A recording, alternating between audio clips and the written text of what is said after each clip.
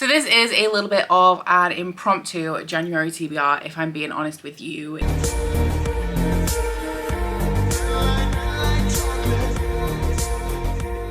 A couple of weeks ago in a vlog, I had a discussion about burnout and how my attitude towards, not content creation necessarily, but the way that I structure my reading is going to be a little bit different in 2023. And my schedule's tight in January. There's a whole ton of end of year content to come. So one of the best things to do was to just cut the TBR, but it didn't sit right with me. As much as I'm trying to be more of a chaotic person, I'm not a chaotic person. And even though I have a couple of things coming up that I don't want to disclose necessarily, because something that I discovered when we were talking about burnout and over the last few months is that if I say I'm going to do something and that becomes something that I have to do, I feel obligated to do, then I no longer want to do it and I feel trapped by it. So I'm not going to be disclosing some of my January reading plans in this video, but I am going to be telling you guys the books that I kind of have to read. I have one vlog in mind. I have a couple of book club books,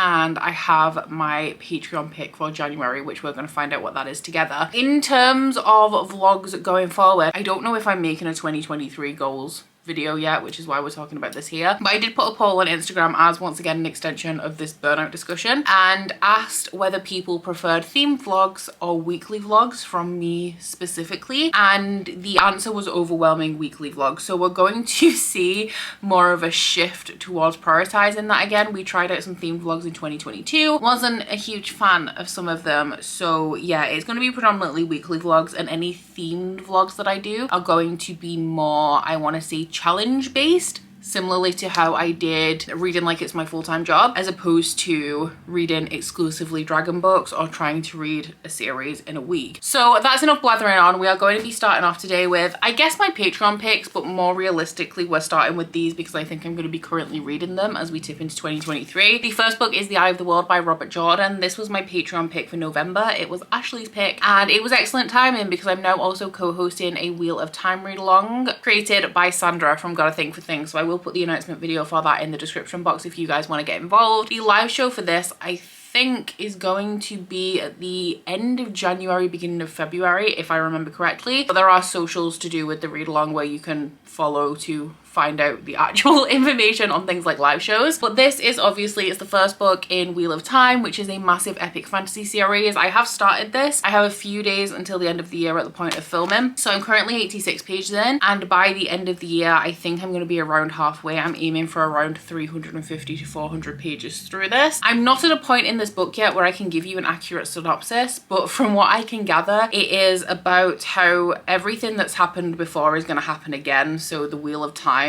like keeps turning, and every age the same actions play out once again. And I think it's about an age-old war between the Dark One and the Dragon. And the Dragon is like your hero type person, but as well as making the world and being the hero, they do also have the ability to unmake the world. A lot less dense than I thought it was going to be so far. It's kind of Tolkien-esque in that there is a lot of description, but not at this point heavy enough that I don't like it, because I don't really like Tolkien. So at this point, it's engaging to me, but I do see the comparisons to Lord of the Rings at this point in the story. My other Patreon pick, I do plan on starting by the end of the year because I have this on ebook. I picked it up for 99 pence. I forgot to put it in my haul. I picked it up for 99 pence in the Black Friday sales, but it is We Hunt the Flame by Hafsa Faisal. This was my December pick and it's Meg's pick, and I'm trying out a new thing, reading like I did when I had a full-time job before I was self-employed. I used to have an ebook and a physical book on the go at all times, so I'm currently reading an ebook, but when I finished I'm gonna start We Hunt the Flame. This one is a young adult fantasy about a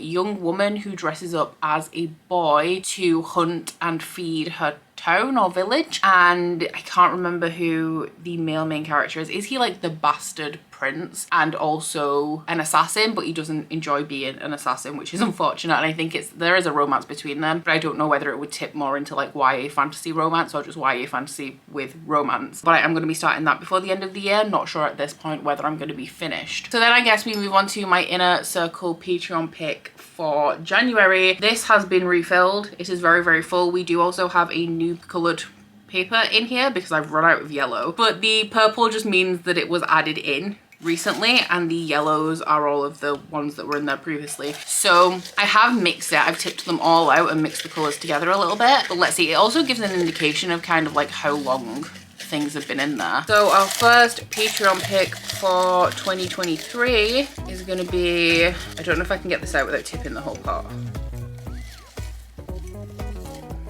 A new one. That's scary.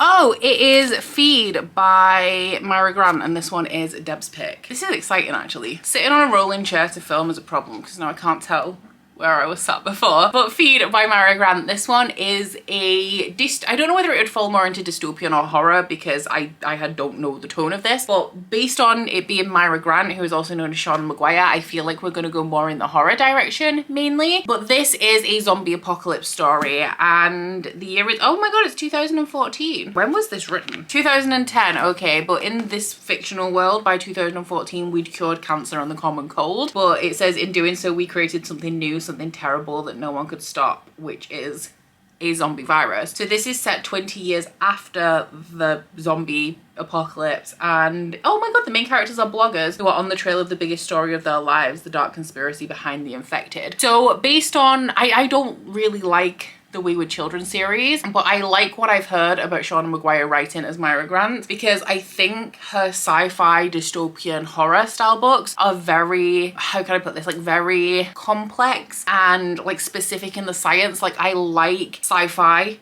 that makes my brain work, and I feel like Myra Grant delivers that based on what I've heard of people say about this, and also what I've heard people say about, is it Into the Drowning Deep? The one about like killer mermaids. So I'm actually really excited to read this one. I've been excited for a long time, but y'all know I never read what I actually want to. So thank you very much, Deb, for popping this into the pot for me. So moving into the book club books, my Patreon fantasy romance book club, the Alpha Ho book club book for January is Death by Laura Thalassa. This one, why are you so, are you dusty?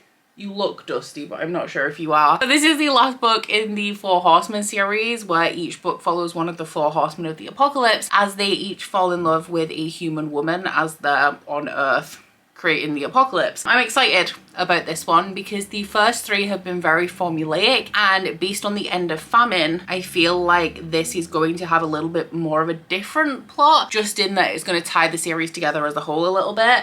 And also Death is one character that's been recurring through all three of the previous installments, and I'm interested. I'm interested to see if Death is going to be my favorite, because everyone thought it was going to be famine, and let me tell you, it wasn't. Right now it's war. I'm also going to be announcing the next Alpha Ho book club series at the beginning of January, and all of the options we have this time are very interesting, so I'm super hyped to see what we're going to be reading from February. For the month of January, I'm also going to be a co-host of the Literature Book Club, which is a romance book club that is created by Steph from Steph Loves, and I'm so hyped for this because the January book for literature is Priest by Ciara Simone. I'm so ready for this. I read a novella by Ciara Simone, which was the most beautiful metaphorical romance that I have ever read, possibly outside of Magnolia Parks by Jesse Hastings, but the novella was Supplicant and it was more erotica than a romance, and I'm just hoping that this has the same kind of writing style, because Supplicant was full of like really heavy metaphor about things like worship and religious iconography, because the two main characters were interested in, was it archaeology? But because the metaphor skewed so religious in Supplicant, I'm hoping that we're going to get the same vibe from this. So this is obviously a taboo romance. It's also, I think, a little bit more of an erotic romance, and the guy is a priest. I forgot the synopsis said this. It says, 6 months ago, I broke my vow of celibacy on the altar of my own church, and God help me, I would do it again. The live show for this is going to be, I think, at the beginning of February, so stay tuned if you want to see our thoughts on this one. And a final book club that I'm not actually going to be reading this book this month. This is just a little bit of a reminder to you guys, but the next round of catch up book club, which is the first Laura Long, is going to be kicking off in the month of January. The live show is only going to be at the beginning of March. The book is quite short. It's just over 500 pages, 515, so you have plenty of time. I will pop the announcement video up here so that you guys can get all the details about the reading order and the schedule, but I just thought that I would pop this in here as a little bit of a reminder that officially like this is the first month of first law along. So if you guys have been waiting to get involved with Catch Up Book Club, consider this your heads up. I know I said in 2023 that we are going to be leaning more towards weekly reading vlogs, and we absolutely are, but I do have a couple of things that I want to do penciled in for January. I think I love a weekly reading vlog, but if I'm not going to be making ambitious TBRs, I feel like I need a little bit of direction within the vlog, or at least some of the vlogs that I make. Otherwise we're just going to be meandering around and nothing's going to get done, because sadly that is just the kind of person that I am. But if I can, based on the other things that I'm interested in doing in January, I would like to do another installment of Is the Goldsboro Science Fiction and Fantasy Fellowship Worth My Money? I know I said that there would be one more installment, but I think if I get this installment done in January, I'm going to end up doing one in February as well, to get rid of the final 3 books from Goldsboro, and then we will evaluate. I promise the evaluation is coming. It's just because I'm staggering the vlogs out a little bit. Like obviously I get a book every month and I don't know if I can cancel the subscription until we've evaluated. So fingers crossed we do have time to squeeze in the 5th installment in the Goldsboro vlog series. I mean, I don't make candles in January, and I found it's only a few days past Christmas, but I found that I'm already reading more than I have throughout the rest of the year. So we should theoretically have time to do this. But the books that I'm going to be reading for that installment are the September, October and November 2022 picks. The first one of those, the September one, I think was Mindwalker by Kate Dillon, which is the one that I'm probably the least hyped to read out of these 3. I think it's a YA sci-fi. The main character is 18 anyway. This is about a girl who has a supercomputer grafted into her brain, and she has 12 months left before it kills her, and she's been spending the last 10 years rescuing field agents by commandeering their minds from afar and leading them to safety. And I think that the reason why her computer's trying to kill her is because she's been branded a traitor. I really do like sci-fi, but it always depends, because I like less fun sci-fi and more super grounded, logical sci-fi. So it obviously depends which way this one's gonna fall. The October book is the one that I'm most excited for, which is Silver Under Nightfall by Rinch Pecco. This one is adult vampire book, I think. Oh yeah, this one is about a vampire hunter who is trying to eradicate like a new breed of vampire, and he stumbles across this vampire heiress while he's doing that and gets embroiled with her and her fiance to try and like get rid of the new super breed, or like I think it's a virus that's causing the super breed. Sounds entertaining. I do like the Bone Witch series, and like I said, I think this is adult, so I'm pretty sure it's adult. So I'm pretty confident that I'll enjoy this more than I enjoyed Bone Witch. And then the final one is The Immortality Thief by Taryn Hunt, which I think is gonna fall in the middle, although I have heard that this is more of like a fast-paced one, which I do enjoy. I just read Lost in Time and I enjoyed that, but obviously for me to enjoy a book like that, there's a lot of kind of conditions it has to fulfill. And this one is about a guy who, I think he has the option of life in prison or going out to this abandoned wreckage of a ship and mining data off it. So he chooses to mine the data. I think the book is about the information that he uncovers and what that means for all of the people who want this information. The way that I said, this is a really chill TBR. Not too big, nothing too dramatic, got other stuff going on. Look at the size of it. So wish me luck. Like I said, I do have more time in January, where, I mean, what am I going to do if I'm not making content or making candles? I'm probably going to be reading, which bodes well. My best month of 2022 was actually January, which does have a little bit to do with the fact that the rest of the year, like after March, was terrible, but also like it was a boost because it was January and I tend to read a little bit more. So I'm not too worried about it, but also one of my mantras going into 2023 is not to be too stressed about books and reading anyway, which is another reason why shifting to weekly vlogs will probably be a little bit better for me. I do just generally, I'm really excited for 2023 because I have a ton of plans. It's the first year that I've actually made any real plans after the pandemic, so I'm really excited. I have a lot of traveling coming up in 2023, including, I've only mentioned this in the vlog, but there is a group trip going ahead to Rome and Florence that you guys can join me on if you're interested in that at all. I mean, January is a good time to pick up cheap flights as well, so I will leave the link to that down in the description box. But yeah, all good things ahead. I don't really believe in New Year and New Year's resolutions, but I am using this to shift my mindset a little bit and put into action some things that I've been thinking about over the last year year or so where I haven't been doing too good. So that brings us to the end of this TBR that was supposed to be really chill but ended up really big. Down in my comments,